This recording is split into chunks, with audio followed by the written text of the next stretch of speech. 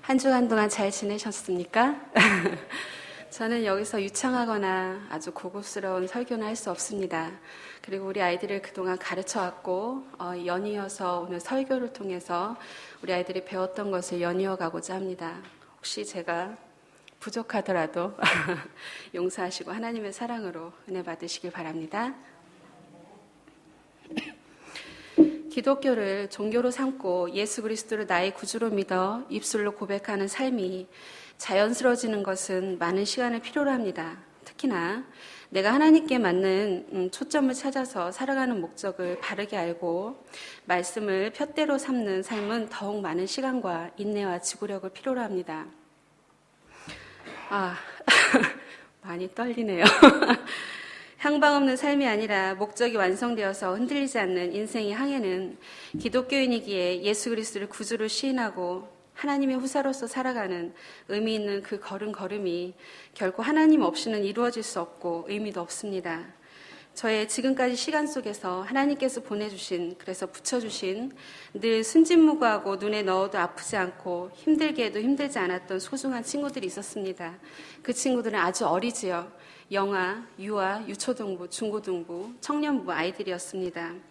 전 늘 이 많은 시간을 흐르는 그 시간 가운데 동일한 가르침으로 일관된 교육을 했습니다. 바로 구주입니다. 나의 구주입니다. 아버지 하나님, 독생자 예수 그리스도, 성령 하나님. 이것 외에는 저는 가르칠 것이 없었습니다. 나는 잘 알고 있어. 늘 듣거든. 이런 생각으로 우리 학생들은 모태신앙부터 자라가면서 그런 생각을 참 많이 합니다. 그러다 보니까 이 아이들에게는 열정도 없었고 무엇인가 비전을 품어 앞으로 튀어나가는 그런 걸음걸음들이 굉장히 무거울 수밖에 없고 부담감이 치여서 교회 나오는 것조차도 아이들에게는 굉장히 무거운 짐이 되었습니다.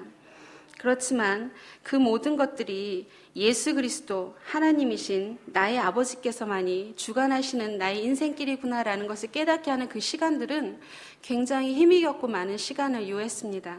영적으로 아이들을 끌어가는 거 굉장히 힘들었습니다. 저희 모두도 그런 신앙을 갖고 있지요. 하나님을 믿고 출발하지만 그 가운데 쓰러지고 지쳐서 빠지는 그 길들은 정말 하나님이 아니고서는 절대로 그 자리로 다시 돌아올 수가 없습니다. 우리 인생에 그 아무도 할 수 없는 강권적인 하나님의 사랑과 하나님의 구원, 그 누가 우리를 이 모든 이 경이롭고 놀라운 영생의 삶으로 인도하겠습니까? 우리의 소속은 하나님의 것입니다. 이 세계에 아무도 그 속성까지 똑같이 지어진 그 사람들은 아무도 없습니다. 그래서 창세전부터 택하시고 계획하시고 나게 하시고 모든 형질이 내 안에서 이루어지기 전부터 택하셔서 하나님의 형상으로 지어놓으시고 이 세상을 다스릴 특권을 받게 하시고 죄로 인해 파괴된 우리를 이미 택하시고 계획하셨기 때문에 하나님은 우리를 책임질 수밖에 없었습니다. 그래서 예수 그리스도의 피로 단번에 영을 회복시키시고 살리시고 내 삶의 주인이 되셨습니다. 하나님 앞에 저희는 핑계치도 거부도 부인도 할 수 없는 자녀이고 내 인생은 하나님의 것입니다. 모든 인생의 그늘 아래 나의 방패 되신 유일하신 구원자이신 예수 그리스도가 길이시요 진리시요 생명 되심을 내 영의 목숨을 다해서 더욱 믿고 지켜 나아가야 합니다. 하나님 앞에서 당당히 서는 그날까지 말입니다. 그래서 헌신 예배를 드리는 저희 학생회는 아직 약하고 어리지만 이 자리를 빌어 더욱 견고한 다짐을 하고자 합니다. 앞으로 드리고자 하는 말씀대로 살아 하나님 앞에 칭찬받는 아들, 딸들이 되겠다고 말씀드립니다. 또한 모두 함께 하나님의 말씀으로 은혜되고 위로되고 충전되는 시간 되기를 소망합니다. 요한복음 14장 6절에 예수께서 이르시되 내가 곧 길이요 진리요 생명이니 나로 말미암지 않고는 아버지께로 올 자가 없다라고 말씀하셨습니다. 예수 그리스도는 길이라고 증언하셨지요. 예수님은 하나님이 보내신 유일하신 구원자이십니다. 알어가 아닙니다. 맞아 라고 해야 합니다. 저희 가슴속에는 안다라는 교만이 저의 신앙을 굉장히 딱딱하게 만들어서 절대로 하나님 앞에서 떨림을 가질 수 없는 그런 방패막이 되어집니다. 예수 그리스도는 우리의 인생이요 또한 좌표입니다. 그래서 우리의 살아있음을, 우리의 삶이 인간의 삶으로 인간이 뒤집어 바꿀 수 있는 그런 게 아니라는 것을 저희가 알 수 있습니다. 원죄로 인해 후손을 타고 내려온 죄성으로 유전된 저희는 하나님 나라에 들어갈 수 없는 그런 처지가 되었고, 예수 그리스도의 죗값으로 인해서 중보자 대신 예수 그리스도로 인해 하나님과 단절된 사이를 극복할 수 있었습니다. 그리고 예수 그리스도의 믿음으로 구원받고 천국 가는 비자를 얻었습니다. 저희 여기 비자 있어야 오지 않습니까? 하늘나라도 비자가 있어야 갑니다. 아무나 가는 거 아니에요. 평생을 믿고 갔는데 그 천국 문 앞에서 너 누구니? 이러면 정말 청천벽력이 되죠. 갈 길이 없습니다. 그런데 그 비자가 너무나도 올바르고 정확한 것이어서 하나님 앞으로 직행할 수 있는 그런 비행기라면 저희는 반드시 타야 합니다. 어떤 일이 있어도 목숨을 내던지고라도 가야 합니다. 그것이 저희들의 인생입니다. 그래서 저희들은 예수 그리스도만이 천국이라는 이 유일한 길을 저희들의 죄악으로 찢겨진 욕심으로 채우는 것이 아니라 하나님만으로 채워서 내 안에 이 마음의 주인이 예수 그리스도요, 하나님이 되셔야 된다라는 겁니다. 저희 학생들에게 제가 부르짖습니다. 너희들의 중심에 너니 하나님이니? 저는 늘 묻습니다. 우리 아이들은 늘 고민합니다. 아는 것이 채워지지 않기 때문입니다. 아는 것이 행동까지 액션이 가져야 되는데 그냥 머리만 알고 가슴은 뜨겁지 않습니다. 그래서 저희 아이들은 늘 번민합니다. 교회 나오는 것이 힘들고 직분이 어렵고 부담되어지는 시간들이 참 많다라고 고백을 하면서 그래도 하나님을 사랑하는 그 눈빛을 바라보면서 저는 늘 언제나 힘을 얻고 용기를 얻고 비전을 얻습니다. 두 번째는 진리라고 합니다. 진리는 변하지 않습니다. 영원히 변하지 않습니다. 아인슈타인도 말했습니다. 내 말이 진리가 아니다. 예수 그리스도만이 진리다라고. 인간은 변해도 주님은 변하지 않습니다. 주님의 사랑으로 하나님의 진리는 절대 변하지 않는 영원 불변한 진리입니다. 세 번째, 생명이라고 했습니다. 예수 그리스도는 십자가를 통해 우리가 받을 고난을 대신 짊어지었지요. 너무 잘 압니다. 너무 잘 알아서 탈입니다. 그것이 나의 고백이 되어져야 되는 것인데도 그것이 나의 지식으로 변할 때가 많습니다. 그러나 예수 그리스도는 분명 나의 생명을 위해서 죽으셨고 마리아로 잉태되었는데 그것이 성령으로 잉태되었다는 것이 굉장히 중요합니다. 근데 이것도 너무 잘 압니다. 그러다 보니까 이것이 내 고백이 되어지지 않을 때가 있습니다. 그건 죄입니다. 예수 그리스도는 죄가 없으셨고 무음하신 분이기 때문에 인간을 사해줄 수 있는 것입니다. 예수 그리스도의 부활하신 이 사건은 그 어떤 종교에서도 있을 수 없는 아주 고귀하고 특별한 사건입니다. 기독교는 생명의 종교지요. 예수 그리스도만이 하나님만이 생명의 주관자이시기 때문에 영원한 생명을 주실 수 있는 것입니다. 이렇듯 생명을 주관하시는 나의 하나님, 우리 모두의 하나님이 계시기에 천국을 보장받은 저희들의 인생입니다. 세 번째, 예수 그리스도는 완전한 자격을 갖추신 구원자이심을 분명히 말씀하고 계십니다. 요한복음 1장 1절에 그는 하나님이시다라고 말씀하십니다. 태초에 말씀이 계시느니라. 이 말씀이 하나님과 함께 계셨으니 이 말씀은 곧 하나님이시라. 두 번째, 그는 사람이라고 또한 말씀하십니다. 요한복음 1장 14절에 말씀이 육신이 되어 우리 가운데 거하심에 우리가 그의 영광을 보니 아버지의 독생자의 영광이요 은혜와 진리가 충만하다라고 하십니다. 그러나 죄가 없으시다고 또한 말씀하십니다. 요한일서 3장 5절에 그가 우리 죄를 없이 하려고 나타내신 바 된 것은 너희가 아나니 그에게는 죄가 없느니라 라고 말씀하십니다. 예수 그리스도는 구원하시기 위해서 어떻게 저희들에게 하셨지요? 죄를 용서하셨습니다. 사하기 위해서 아들 예수 그리스도를 보내서 직접 모범을 보이셨습니다. 죄의 범위는 어디부터 어딜까요? 그것은 눈으로 보는 것만이 죄가 아닙니다. 마음의 생각도 죄입니다. 왜냐하면 행동이 따라오지요. 그래서 마음도 죄입니다. 원죄에서 저희는 벗어날 수가 없습니다. 우리는 죄인이라는 고백으로 전심으로 나아가야 합니다. 나는 죄인이다. 하나님 앞에 주님, 저는 죄악이 가득한 죄인입니다. 오늘도 죄를 지었고 이 기도를 하고 돌아서면 저는 또 죄를 저질까 두렵습니다. 라는 그런 고백으로 주님 앞에 무릎으로 나아갑니다. 예수 그리스도만이 우리의 자유자가 되시고 해방자가 되시며 의인이 되시고 하나님의 후사를 잇는 백성이 되어졌기에 하나님의 성품으로 변화받아야 합니다.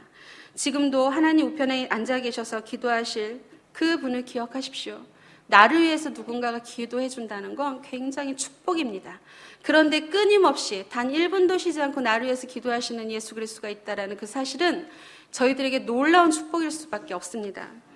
그래서 하나도 땅에 떨어지지 않을 그 기도를 마음으로 품습니다. 절대적으로 믿어야 합니다. 내가 기도하는 건 의심해서는 안 됩니다. 저는 유초동부 아이들에게 커피 브레이크 통해서 늘 얘기를 합니다.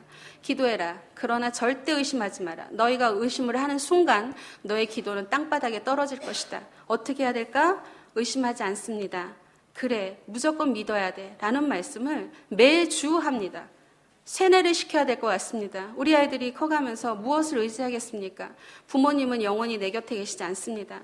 우리 아이들에게 믿음의 유산이 그대로 전해지길 간절히 소망하는 마음으로 늘 말을 합니다. 하나님께서는 생명을 가지신 분이기에 부활하시고 우리를 의롭게 하심을 위해서 살아계셔서 의의 옷을 입혀주신 그분을 재림을 약속하시고 그분을 만나는 날까지 계속 저희들을 지켜주십니다. 저희가 하나님을 믿는다라는 것, 이것은 돌아서는 결단입니다. 저희들이 돌아서야 합니다. 기도를 했습니다. 360도입니다. 제자리로 옵니다. 이건 기도가 아닙니다. 회개합니다. 제자리로 360도 돼서 돌아옵니다. 이거 회개가 아닙니다. 저희들이 가서 180도입니다. 딱 여기까지 가야 합니다. 반대로 뒤집는 거죠. 이것이 믿음입니다. 하나님을 믿는다라는 것은 한 번 믿었을 때 의심치 않고 딱 그 자리로 가는 겁니다. 그래서 전인격적으로 맡겨지는 행위입니다. 저희들은 무조건 하나님께서 정말 나에게 반드시 해주실 거야. 지나가는 개미에게 요만한 물방울을 한 방울 똑 떨어뜨리면 개미는 막 허우적거립니다. 우리 학생들한테도 얘기를 했더니 막 웃더라고요. 그런데 저희는 하나님께서 요만한 은혜의 물만 딱 떨어뜨리면 저희는 막 홍수가 나서 허우적거리는 것처럼 눈물바다가 되어집니다. 똑같습니다. 하나님께 전인격적인 행위를 보여드려야 합니다. 그것은 첫째, 결단입니다. 결단을 해야 합니다. 요한일서 2장 15절에 이 세상이나 세상에 있는 것들을 사랑하지 말라. 누구든지 세상을 사랑하면 아버지의 사랑이 그 속에 있지 않다라고 합니다. 두 번째, 위탁하셔야 합니다. 그것은 누가복음 18장 24절 25절에 예수께서 저를 보시고 가라사대 재물이 있는 자는 하나님 나라에 들어갈 수가 없고 어떻게 어려운지 약대가 들어가는 부자가 하나님 나라에 들어가는 것보다 쉽다라고 하셨습니다. 이 말씀이 무엇입니까? 하나님께서 절대적인 사랑이시기 때문에 인도하심을 믿고 천국에 들어가고자 하는 하나님의 사람은 경건한 부담감을 가져야 합니다. 당연합니다. 힘들고 어렵습니다. 이것이 쉽다라고 아무도 얘기할 수 없습니다. 하나님께 온전히 맡겨져 하나님이 나를 통해 행하시고 일하시도록 나를 내어드려야 합니다. 그 속에는 제 생각이 있으면 그것은 하나님께 맡기는 것이 아닙니다. 그러나 이 결단과 위탁은 머리로 앓고 흘려버리는 것이 아니라 가슴으로 결단하고 위탁해야 하는 것들입니다. 예수 그리스도를 믿는 우리에게 주시고 또 주시고자 또 원하시고 간절히 원하시는 선물은 무엇일까요? 첫 번째, 지방구원입니다. 정말 주님만을 나의 삶의 푯대로 삼아 달려갔을 때 하나님께서 주시는 것은 첫 번째 지방구원입니다. 사도행전 16장 31절에 주 예수를 믿으라 그리하면 너와 내 집이 구원을 얻는다라고 말씀하십니다. 나를 통해 주변이 변해야 합니다. 행복이 풍성히 열려야 합니다. 내가 은혜의 덩어리가 되어야 합니다. 제가 행복 덩어리가 되어야 합니다. 어디 가서든 삐그덕삐그덕 덜거덕 브레이크를 거는 사람이 아니라 보기만 해도 은혜가 넘치는 그런 사람이 되어야 합니다. 저는 한국에서 막연히 왔습니다. 왔을 때 아무런 비전도 없었습니다. 하나님께서 저에게 반드시 가라고 하셨던 목적이 있을 거라는 믿음 하나로 왔습니다. 북부 해변 장로교에 도착을 해서 첫 주일날 정말 놀랐습니다. 은혜의 모습이 가득한 집사님들과 권사님들을 바라보면서 또 성도님들을 바라보면서 은혜가 되었습니다. 저의 가슴 속에 찌릿찌릿 무엇인가 막 움직였습니다. 놀라웠습니다. 은혜가 가득하고 사랑이 가득해서 정말 말씀을 사모하는 분들이구나. 내가 이곳에 도착한 것이 정말 행운이다 라는 생각을 했던 첫 주간이었습니다. 기억합니다. 잊지 않습니다. 저희 모두가 그 모습을 잃지 않도록 최선을 다해야 합니다. 두 번째는 하나님의 자녀가 되는 권세를 주십니다. 인류를 통치하시는 하나님이 나의 아버지잖아요. 그렇죠? 하나님의 후사가 되기 위해서 하나님의 것이 내 것이 될 것입니다. 그런데 요한복음 1장 12절에 영접하는 자, 그 이름을 믿는 자에게는 하나님의 자녀가 되는 권세를 주셨다고 했지만 이것이 반 믿어지고 반 믿어지지 않아서 정말 진짜 이러면서 세상에 바라나 이쪽에 바라나 이렇게 합리적으로 살아가다가는 정말 하나님의 은혜를 차갑게 잃어버릴 때가 있을 거예요. 저의 안에 성령 하나님께서 끊임없이 외치는 그 소리를 듣지 못할 때가 있을 것입니다. 그러나 하나님께서 정말 저희들에게 원하시는 믿음이 하나님께서 하나님을 바라보게 하는 그 눈이 어떤 것인지 영적으로 열리기를 간절히 간구하는 삶이 이어진다면 절대로 하나님의 자녀가 되었음에 대해서 믿어 의심치 않을 것입니다. 마지막으로 하나님은 절대적으로 붙잡고 나아가야 되는 그 일에 망설이지 말아야 된다는 것입니다. 저희는 하나님을 믿었던 그 순간 천국 백성이 되어졌고, 그쵸 학생 여러분? 우리 아이들이요 늘 흔들리거든요. 그리고